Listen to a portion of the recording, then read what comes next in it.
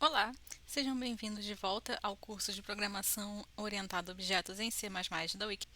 Essa é a quarta e última aula do módulo introdutório de C++, e nessa aula nós vamos aprender um pouco sobre controles de fluxo. Nas aulas passadas, nós já vimos os conceitos básicos de linguagem C++, aprendemos sobre funções, tipos de variáveis e operadores.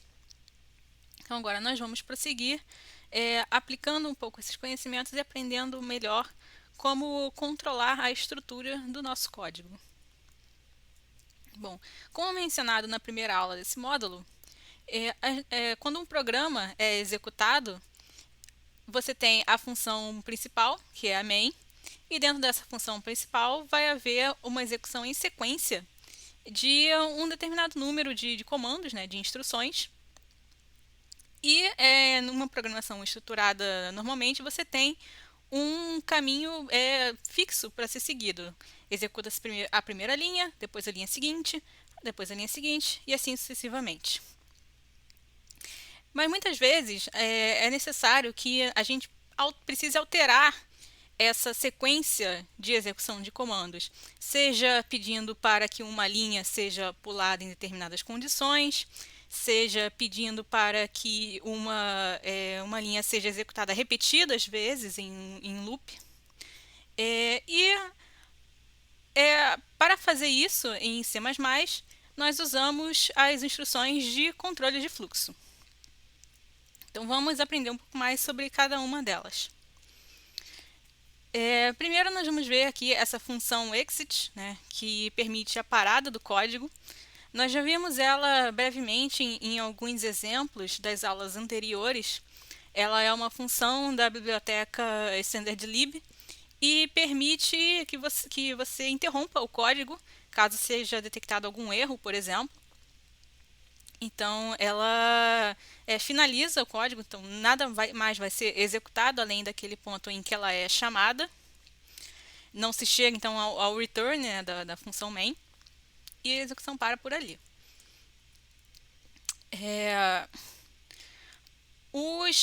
Outra forma de controle de ordem de fluxo é a criação de branches. Nós já vimos brevemente o uso do if-else, que cria divergências da sequência normal do código para avaliando se determinadas condições são atendidas ou não. Então, por exemplo, quando você tem um if-else, você vai ter a avaliação da condição do if, se ela é atendida. Se ela for atendida, a linha seguinte vai ser executada, se referente ao comando que é dado após o if, e se não for atendida aquela condição, a linha seguinte não vai ser executada, ou seja uma linha seguinte, seja uma sequência de linhas seguintes que estejam dentro da branch do if, marcada pelas chaves, se for mais de um comando. Então, toda aquela sequência de linhas, se a condição não for atendida, não vai ser executada. E a mesma coisa para o else, as condições do else só vão ser executadas, a sequência de comandos que vem depois do else só vai ser executada caso a condição do if não tenha sido atendida anteriormente. Então, esse programa ele vai seguir dois caminhos possíveis, vai ter uma bifurcação nesse programa, em vez de seguir a sequência direta linha a linha. E além do if-else, que nós já vimos, uma outra possível condicional em C++ é o comando do switch, mas vamos ver então esses dois tipos de condicional mais em detalhe. Primeiro, para o if-else, como nós já vimos anteriormente, expressa-se uma condição com if e a expressão a ser avaliada entre parênteses e depois um statement, que vai ser um comando ou uma sequência de comandos a ser executado. Se for apenas um comando, você não precisa usar chaves nem nada desse tipo, basta escrever o statement, a linha que vai ser executada logo depois do fechamento dos parênteses do if. E, como toda declaração, como todo comando em C++, encerrar com o ponto e vírgula. Ou até mesmo dar um enter e dar uma indentação, que é esse espaço entre a margem esquerda e a linha de comando que vocês estão vendo aí no exemplo. E, né, claro, encerrando a linha de comando com o ponto e vírgula. Se houver mais de um statement para esse mesmo if, aí deve ser necessário o uso de chaves. Ao contrário de outras linguagens de programação, se alguém for familiarizado com Python, por exemplo, no Python basta que seja obedecida a indentação depois de uma condição if, mesmo que haja múltiplos statements a serem executados. No C++ não. Se houver múltiplos statements, deve ser usada a chave. E é possível que você tenha apenas um if, sem nenhum else depois. Vai ser avaliada aquela condição. Se aquela condição for cumprida, aquele statement vai ser executado. E se não for, o código toca adiante para os próximos statements depois, para as próximas linhas de código depois que acaba a região do if. Então, se você quiser, né, dividir o código em branches, você usa o else, dando uma alternativa de statement, um statement 2, caso a condição do if não seja cumprida. E como já foi até mencionado na aula anterior, você também pode usar um else if. Você pode dar múltiplas condições. Então, eu tenho meu if, expressão 1. Expressão 1 é atendida, executo o statement do primeiro if. Eu posso dar else if condição 2, e a condição 1 não foi atendida, mas se a condição 2 for atendida, eu dou agora, então, uma nova sequência de statements a serem executados para a condição 2. E aí, se nem a condição 1 e nem a condição 2 forem atendidas, eu vou para o else, que é a terceira opção. Então, podem haver tantos else ifs quantas condições forem desejadas se aplicar. Então, aqui está um exemplo bem simples.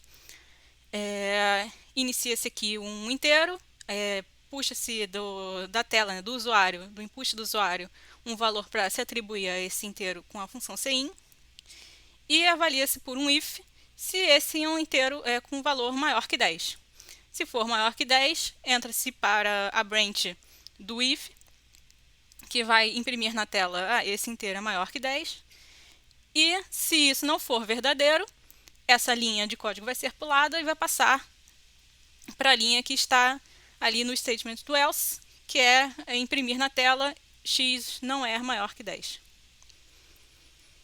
Um outro tipo de condicional que existe em C++ é o switch, que é uma espécie de alternativa ao uso de múltiplos else if, else if, else if, né? Quando você tem muitas possíveis condições a serem testadas, em que você fornece essa lista de possíveis condições, que está nesse exemplo dando com essa declaração do tipo enum, e nós vamos ver no módulo seguinte, em que quando a gente vai falar de estruturas de dados, o que é exatamente um enum, mas por enquanto basta encarar isso como uma lista de variáveis. Então, tem essas possíveis variáveis color black, color white, color red, color green, color blue. Então, eu quero fazer um código em que vai ser avaliado se um determinado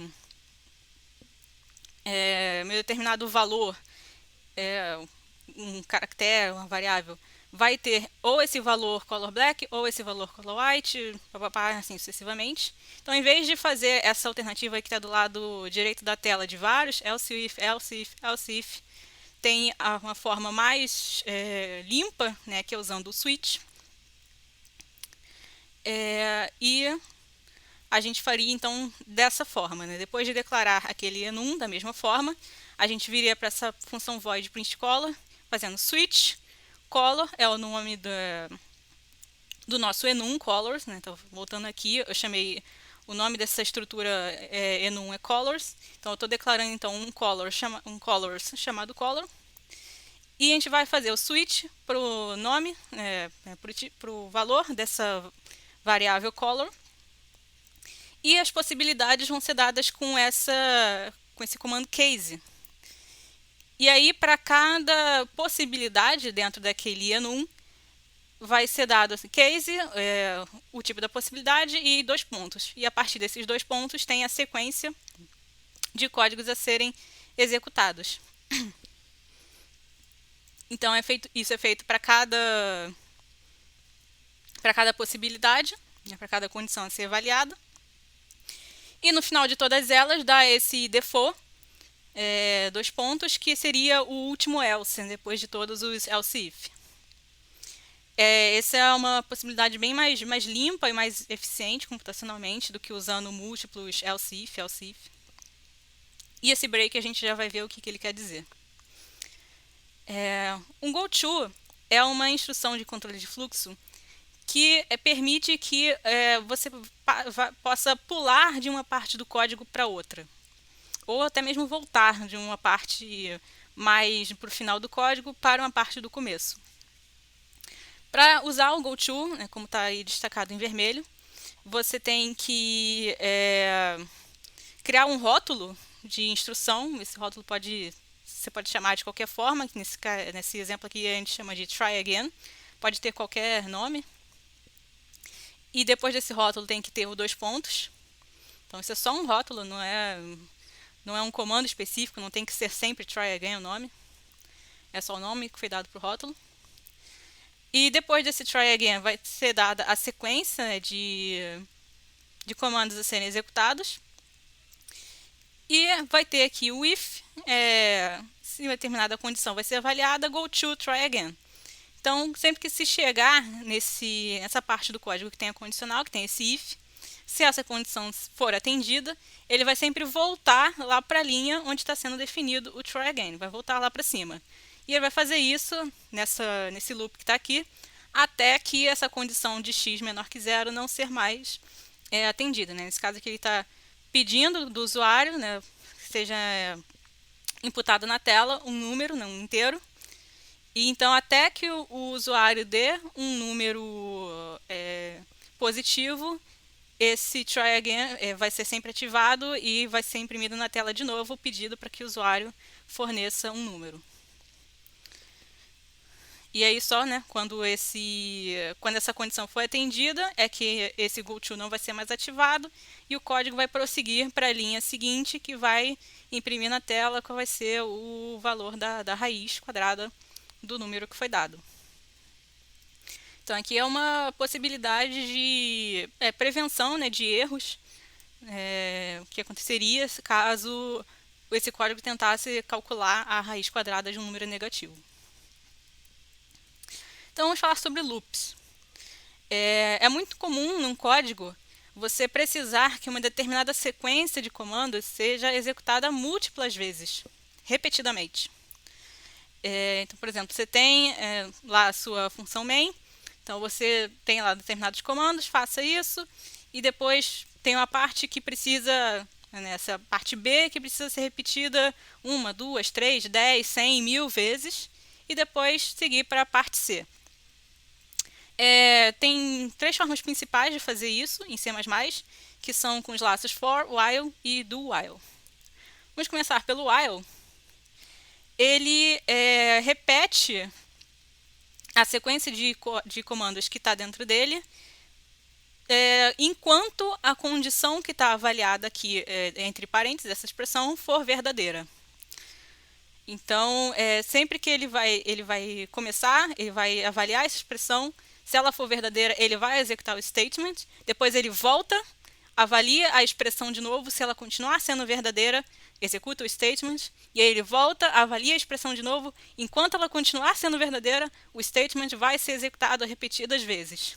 Não existe um limite, geralmente, no while. Para fazer, então, ele parar de ser executado, algo tem que ser feito no código, dentro do próprio while, para que a expressão pare de ser verdadeira.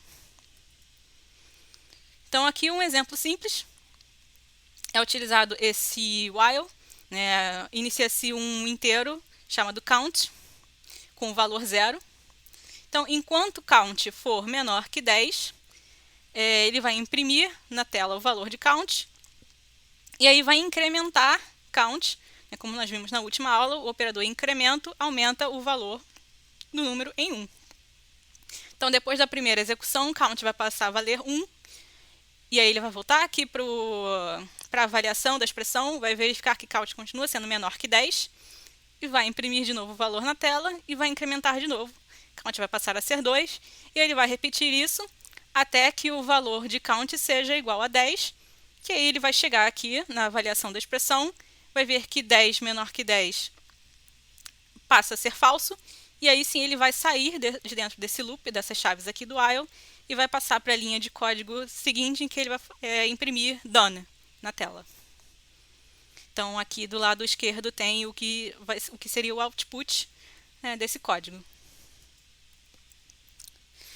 Então, perceba que num loop while, normalmente, ele só vai ser executado se a avaliação da expressão for verdadeira. Então, se logo de cara você der uma expressão que ela já começa sendo falsa, nem vai se entrar dentro do loop. Se você, por algum motivo, precisar que algum comando dentro desse loop seja executado pelo menos uma vez, você pode usar o do while, em que você coloca a sequência de comandos ou o comando statements antes e depois diz qual é a condição. Então, ele vai começar executando esse statement e depois é que ele chega na linha que ele vai avaliar, né, a condição do while. Então, ele vai executar isso pelo menos uma vez. Se ele chegar e avaliar que essa condição é falsa, ele vai sair do loop do while, mas ele vai ter já executado uma vez aquele statement que você deu com o do.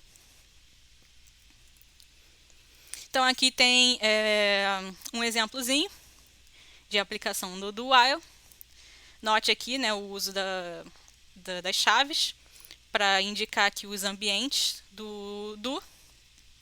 O loop, né, a sequência de comandos, né, do loop fica dentro das chaves dadas depois do do, e aí dentro do while tem só as condições dentro dos parênteses.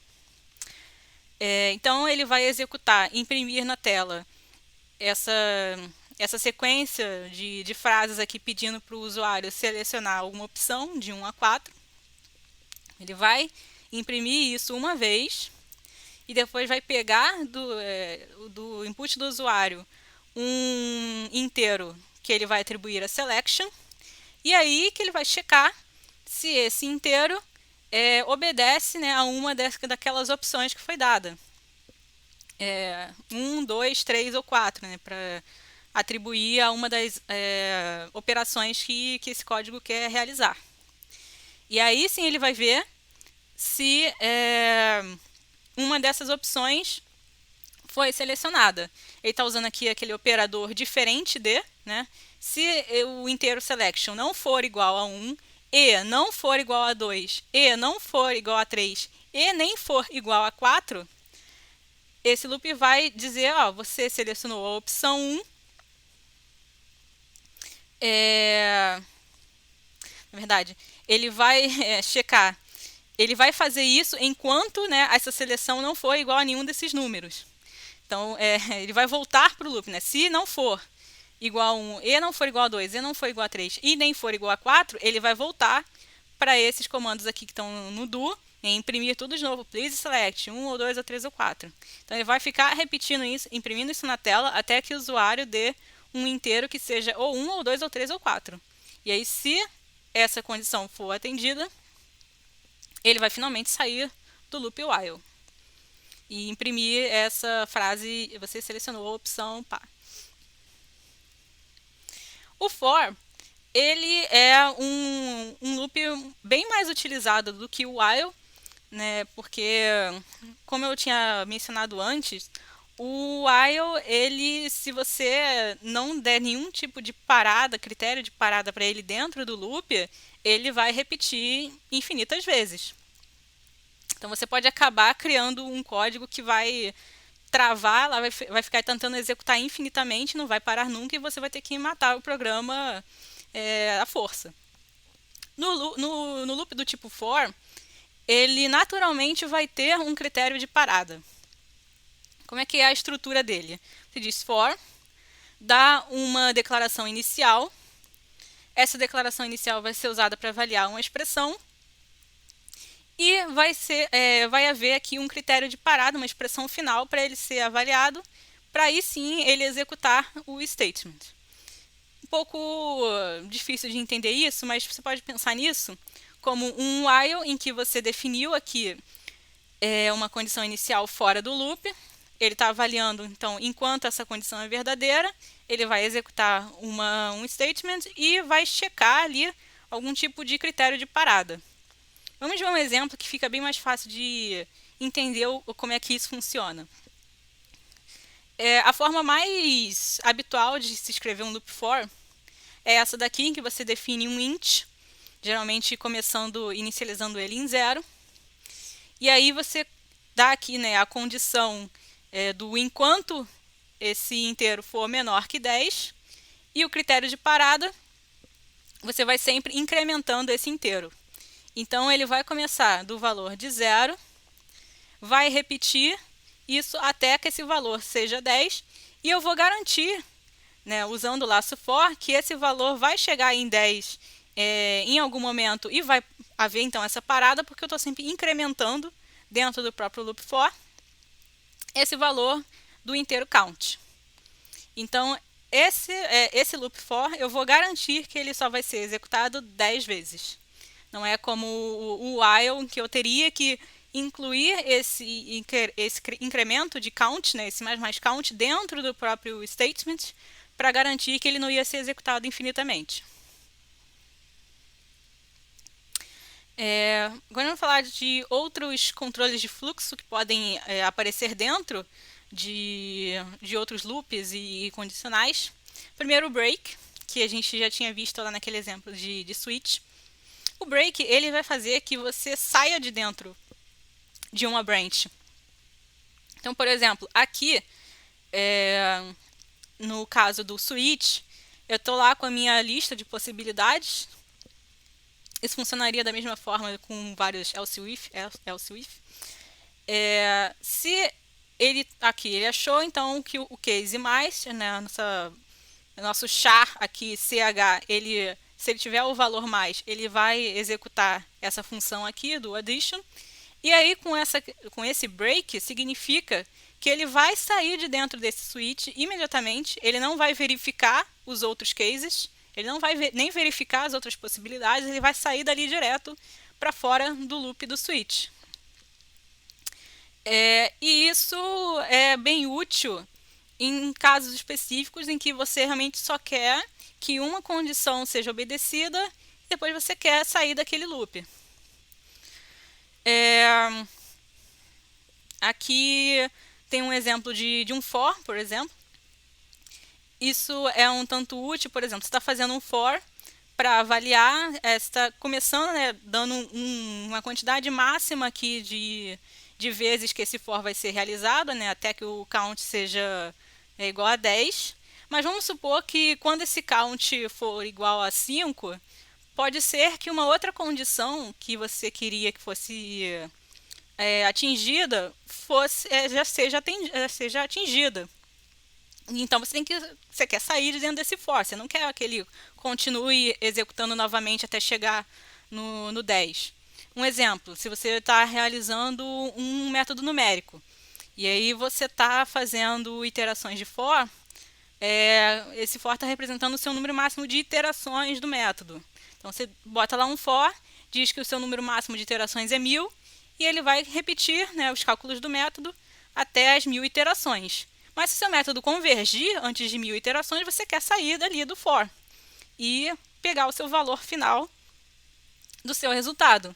Então você pode usar um break, avaliar, né, se esse valor final já atingiu a tolerância que você queria para o seu método e colocar um break para sair do loop.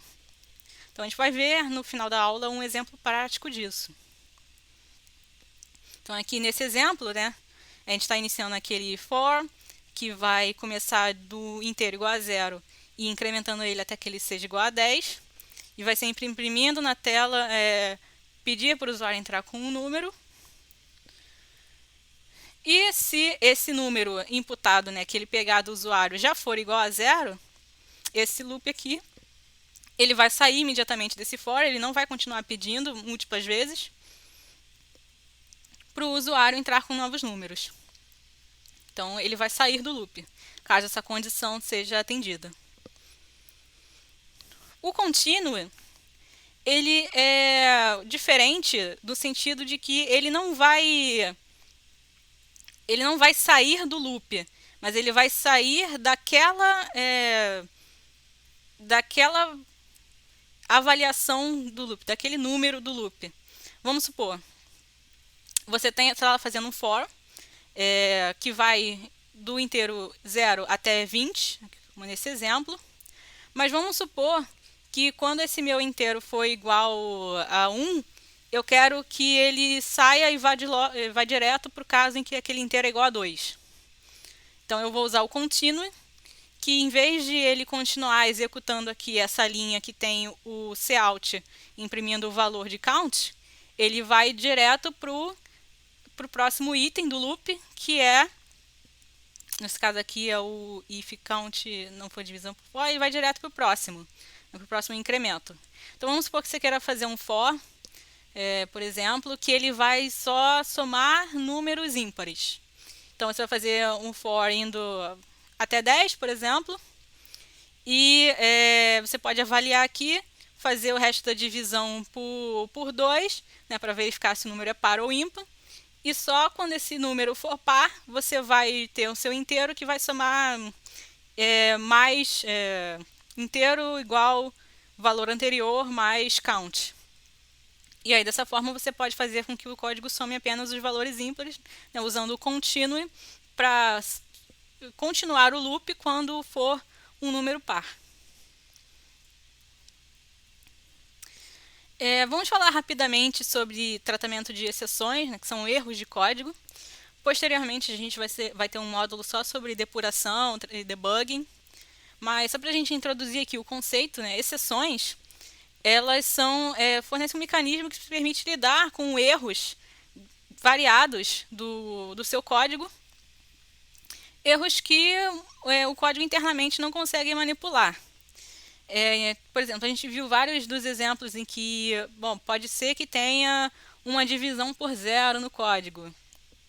E aí, se isso acontecer, uma divisão vai ser indeterminada. Eu posso, então, criar uma exceção para quando um determinado valor que não pode ser zero, acabar recebendo, ser atribuído com um valor de zero. E aí, se essa condição for atendida, vai se sair do programa automaticamente. Então, essa é uma parte muito delicada da programação, de uma forma geral, porque você meio que tem que se antecipar a possíveis erros e já programar saídas do código caso esses erros venham a acontecer. E é muito importante fazer isso para você evitar que o seu código dê algum resultado inesperado, dê algum valor que não vai ser verossímil. E isso é complicado de fazer. Se você não usar um debug, você pode fazer o seu tratamento de erros de forma um pouco mais força bruta, né, que é olhando a região do código problemática e botar a lupa lá e ficar avaliando o que pode acontecer se tal valor for assim, se tal loop exceder o meu número de iterações, enfim. Pode haver um loop infinito aqui, pode não haver. Então, isso é uma coisa meio... Tem várias formas de fazer. Tanto você avaliando, compilei, deu um erro de compilação, vou verificar onde que foi o erro, na força bruta mesmo. Mas tem também formas de se fazer isso com bibliotecas de C++ específicas para tratamento de exceções. E a gente pode ver isso no módulo posterior. Então aqui tem um exemplozinho que é parecido com exemplos que a gente já viu em módulos anteriores. Esse código está pedindo para o usuário fornecer um número que não seja zero. E aí, com a CIN, ele atribui o número fornecido pelo usuário a um double x. E ele vai entrar num loop para verificar se esse x realmente não é zero. E se a condição x igual a zero for atendida, ele vai imprimir na tela, erro fatal, esse valor é 0, e vai chamar aquela função exit, né, da standardlib, que vai encerrar o código antes do return normal, né, que vai encerrar ali mesmo. Não vai prosseguir, né, para as linhas seguintes do código. E aí, se x não for igual a 0, passa-se para o else, que vai calcular aqui o inverso, né, de x, fazer a divisão de 1 por x, pelo x dado. Então, essa é uma forma, né, de você se antecipar a possíveis erros, principalmente quando você precisa de inputs de usuário, mas também quando você está realizando cálculos diversos, que você de antemão não tem como saber qual vai ser os resultados dos cálculos, e em algum momento ali no meio desses cálculos você vai ter divisões e você tem que se atentar, opa, pode ser que aqui esse valor do denominador possa vir a ser 0 de algum cálculo anterior. Então, se antecipa com esse tipo de precaução aqui. E é isso. Antes de encerrar com mais um exemplozinho prático, as referências desse módulo foram obtidas do learncpp.com. Então, vocês podem também consultar esse site para verificar. Tem bastante material lá para vocês aprenderem também, isso aqui em inglês, né? Mas esse curso, né, esse módulo foi montado com base nesse material do site. E vamos passar aqui agora para um exemplozinho prático no VS Code. Então, passando aqui para o VS Code, vamos fazer aqui um exemplo de controle de fluxo. Eu tenho aqui um códigozinho para resolver, achar a raiz de uma equação. Isso pode ser feito por dois métodos, ou Newton-Raphson ou obsessão. Para quem não é dessa área, né, o método de Newton-Raphson, ele é um método que vai avaliar a inclinação da reta tangente à curva de uma função, e ele vai sempre ir tentando aproximar essa inclinação, avaliar, né, em novos valores de x, até que essa reta coincida com o valor onde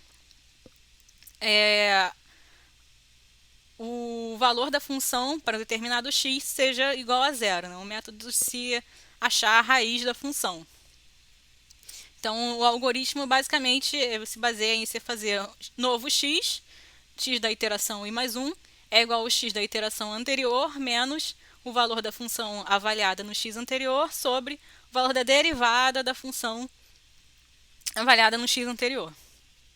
Então, isso depende de que, a função seja derivável, né, contínua e derivável. E o outro problema do método Newton-Raphson é que ele não garante convergência. Você precisa dar um chute inicial bom o suficiente para ele poder convergir para um resultado. Ele é um método que pode divergir. E o outro método que a gente vai avaliar é o método da biseção, que se baseia em você fornecer dois valores possíveis de x dentro de um intervalo, um valor A e um valor B, e se for um valor dentro do qual você tem certeza que a raiz da função está, ele vai sempre iterar, avaliar o valor da função em A e em B e obtendo novos valores C a partir de A e B, a partir da média, né, de A e de B, dependendo de qual valor estiver mais próximo da raiz, né, de qual der o valor da função igual a 0. Então, ele é um método que garante convergência desde que você possa ter certeza de que esse intervalo, né, a sua raiz está realmente dentro desse intervalo que foi fornecido. Então, vamos dar uma olhada aqui nesse código. Eu criei aqui dois arquivos headers. O primeiro, newtonraphs.h, que ele está usando aqui as bibliotecas iostream e cmf. Eu estou declarando aqui duas funções protótipo, né, nós vimos isso na aula sobre funções. Estou declarando que vai existir uma função f, que toma como argumento um double x, e uma função df, que também toma como argumento um double x, que vão ser as minhas funções, a função a ser avaliada e a derivada dela. Não estou declarando elas ainda aqui nesse header, vou fazer isso no código principal. E eu estou criando aqui o meu método de Newton-Raphson como um double, né? Então essa função ela vai me retornar um valor flutuante. Então ele vai aqui começar pedindo do usuário qual vai ser o valor do chute inicial, vai pedir qual vai ser a tolerância do método, que para ser considerada convergência, eu preciso que o meu novo x seja suficientemente próximo do x da iteração anterior. Então vai ser a tolerância, né? A diferença entre o x novo e o x antigo tem que ser menor que essa tolerância. E um número máximo de iterações, porque o método de Newton-Raphson não garante convergência. Então eu tenho que dar algum critério de parada para ele não ficar iterando eternamente e divergindo. Então eu estou usando aqui um laço for, né, já que eu tenho aqui um número máximo de iterações, começando da interação n igual a 0 até o número máximo, incrementando esse n. E eu estou aqui, né, usando aquela fórmula, novo x igual a x anterior, menos função avaliada em x sobre derivada avaliada em x0.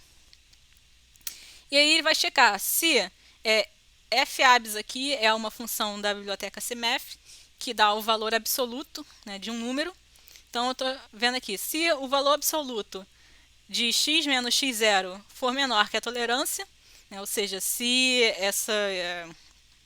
a diferença desses dois números for suficientemente próximo de zero, se eles forem suficientemente iguais, eu vou considerar que o Newton-Raphson convergiu, e eu vou dizer aqui em quantas iterações ele convergiu.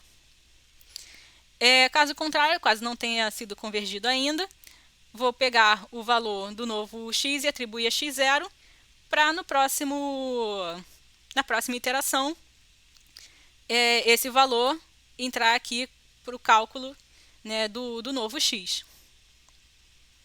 Se eu chegar aqui dentro desse loop a um número de iterações que chegue ao valor máximo de iterações, perceba aqui, né, que a gente está começando de n igual a 0, então o último número desse loop aqui vai ser n, como o max iter igual a 1000, o último loop vai ser n igual a 999. Então, se eu cheguei já nesse n igual a 999, eu vou imprimir, bom, o Newton-Raphson não convergiu, mesmo com esse número máximo de iterações que foi dado, que nesse caso vai ser 1000. E aí vou retornar, né, essa função vai retornar o que quer que seja o valor final lá avaliado aqui pelo loop. E aí agora eu criei aqui depois esse header bisseção.h, que ele está usando aqui como include o header do Newton-Raphson. Então eu estou aqui definindo uma função bisseção, que ela vai então pedir para o usuário o limite inferior do intervalo e o limite superior do intervalo, né, aquele a e b que o método precisa, atribuir isso a dois doubles, a e b. Vai pedir a tolerância, né, para considerar aqui a convergência.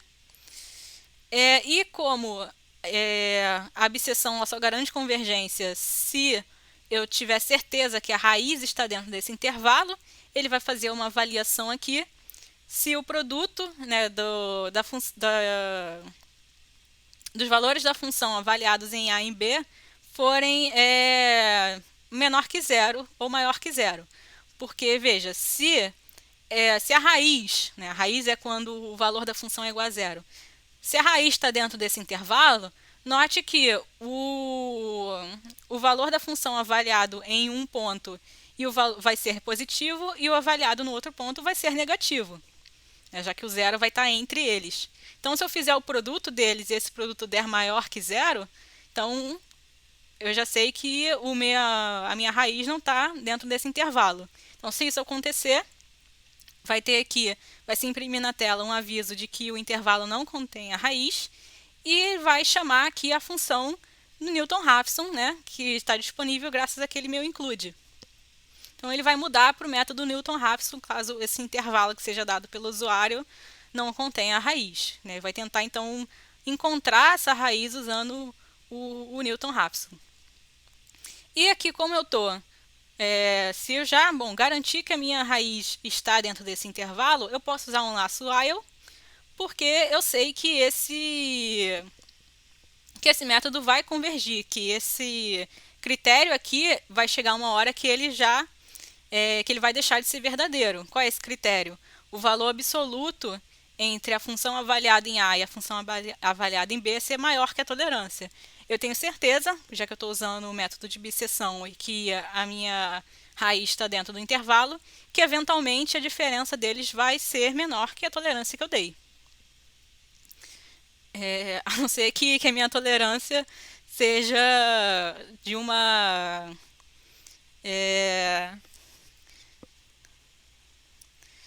valor de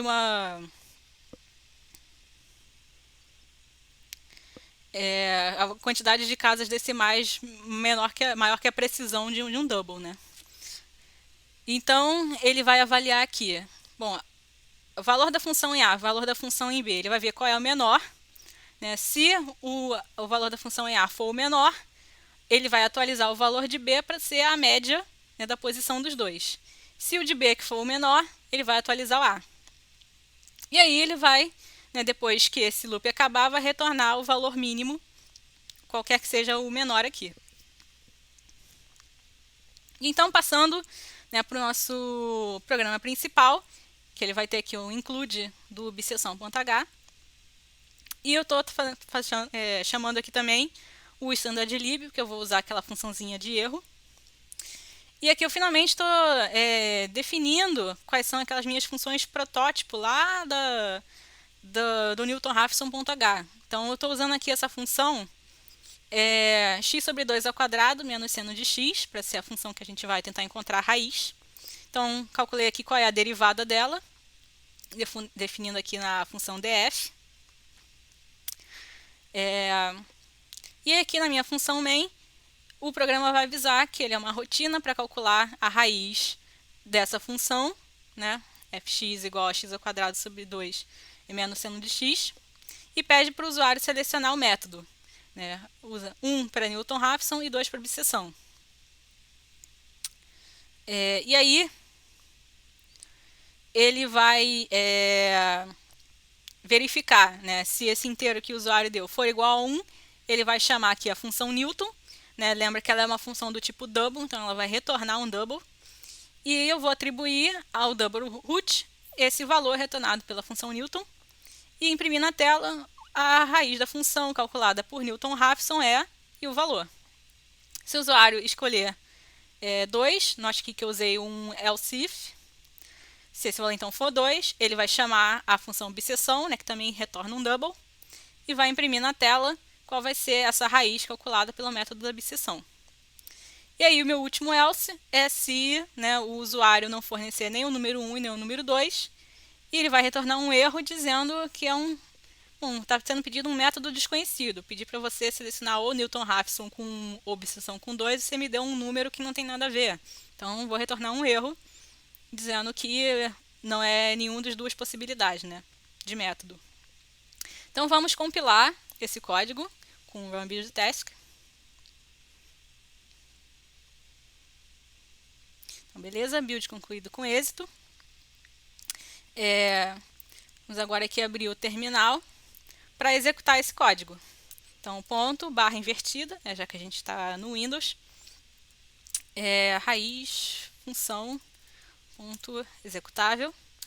Então, ele vai imprimir aqui na tela, essa é uma rotina para calcular a raiz da função, papapá.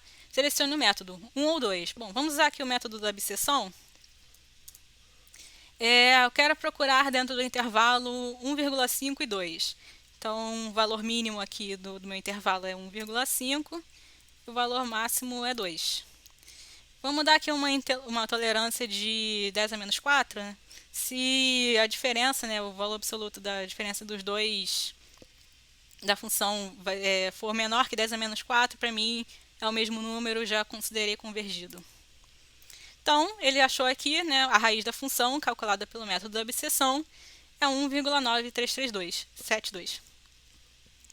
E esse foi aqui nosso exemplo de controle de fluxo. Vou voltar aqui para a apresentação. Espero que vocês tenham entendido e gostado dessa aula. Bom, então estamos aqui fechando esse módulo, esse primeiro módulo de introdução a C e C++. Recapitulando, né, nós vimos nesse módulo introdução, conceitos básicos de C e C++, apresentando essa linguagem, tudo básico que você precisa para escrever um código em C e C++. Vimos conceitos de função, tipos de variáveis, controles de fluxo, operadores e um pouquinho sobre exceções. E, bom, espero que vocês tenham gostado. E nos vemos no próximo módulo, que vai tratar de tópicos avançados em C++. Novamente, estão aí na tela alguns QR Codes para vocês entrarem em contato com a gente.